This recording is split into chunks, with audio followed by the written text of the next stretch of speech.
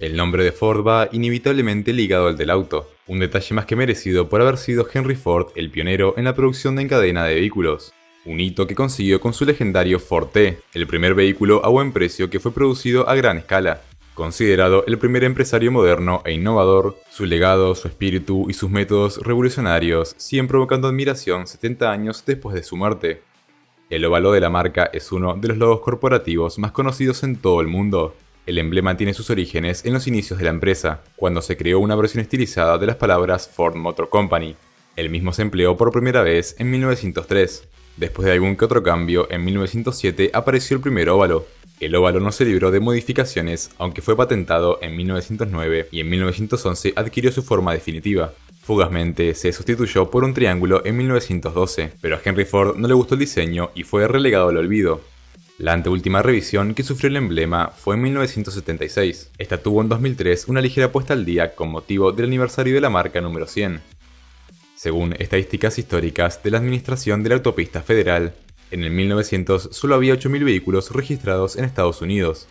Al estar fabricados a mano, eran carísimos y para muchos representaban un símbolo despreciable de arrogancia y poder. En 1903 nace la Ford Motor Company, el segundo intento de Henry de fundar una compañía automovilística tras la Detroit Automobile Company. John Gray fue su primer presidente y Ford asumió la vicepresidencia.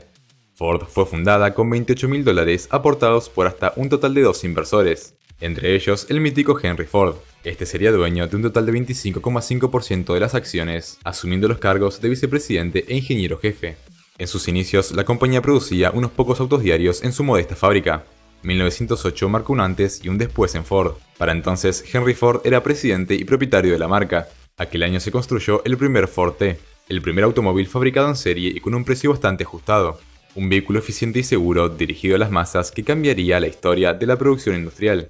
El modelo T o Tin Lizzy fue un vehículo simple pero robusto. Profesores de escuela, obreros o granjeros empezaron a comprarlo. Costaba $850, un poco más de $23.000 de hoy. Alcanzaba las 40 millas por hora y su carrocería de acero tratado con calor era ligera y fuerte.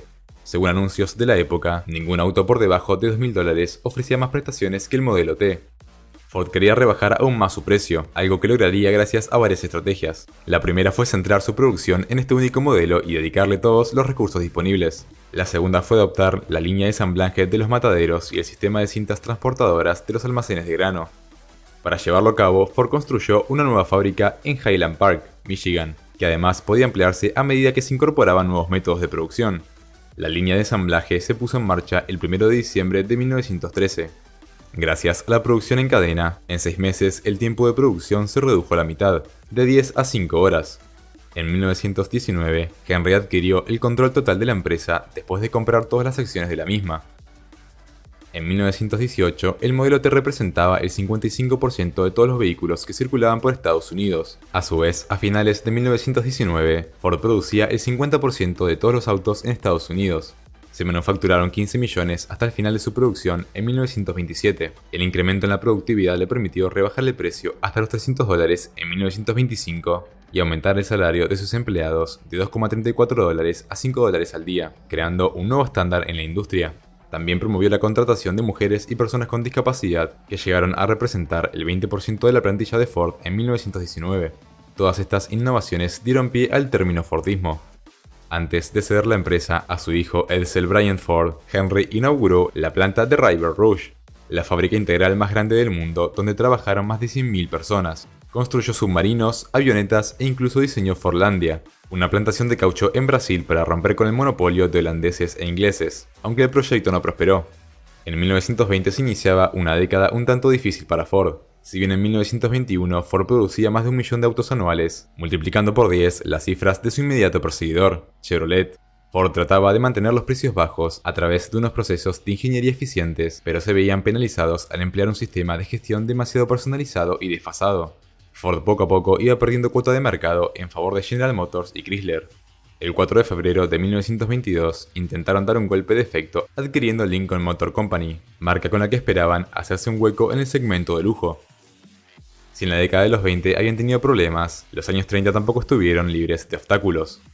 El 2 de diciembre de 1927 se presentó el Ford A, En 1929 se produjeron 1.5 millones de Ford A y en 1931 solo medio millón. En ese año se estaba en plena recesión y además la competencia fabricaba vehículos de 6 cilindros de gran aceptación.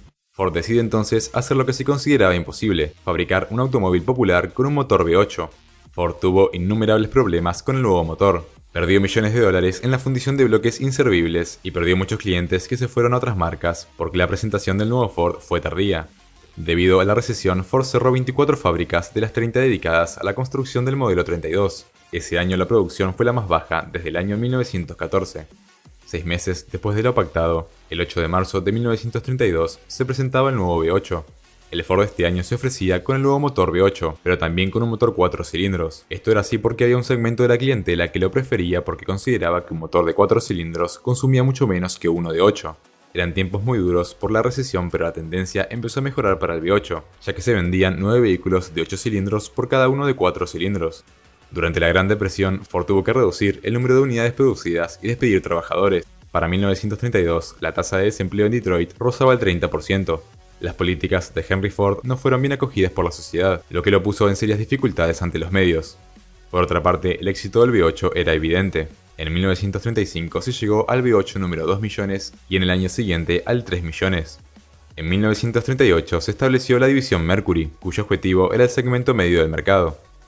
Con el inicio de la Segunda Guerra Mundial, Ford se vio envuelta en tareas militares. Henry Ford era un declarado pacifista y pensaba que la guerra era una pérdida de tiempo, aunque no por ello dejó de colaborar con ambos bandos, ayudando tanto a los aliados como a los alemanes.